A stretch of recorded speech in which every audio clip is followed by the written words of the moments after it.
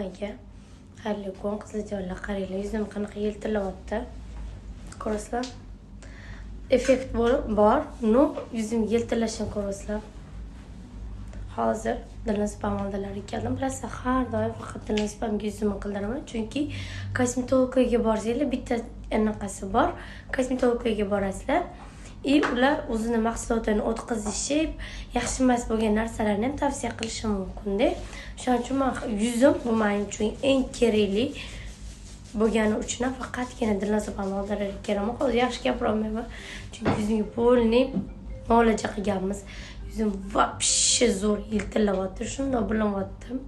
Yuzimda hech qanaqa makiyaj yo'q, no filtr bor. Ko'rib turganinglarda. Ko'rasizlar, vasha asal chiqqan. Dilnazib ammani nimaga men faqat bularni tanlayman? Chunki ancha yillik tajribalari bor. Mana hozir hamma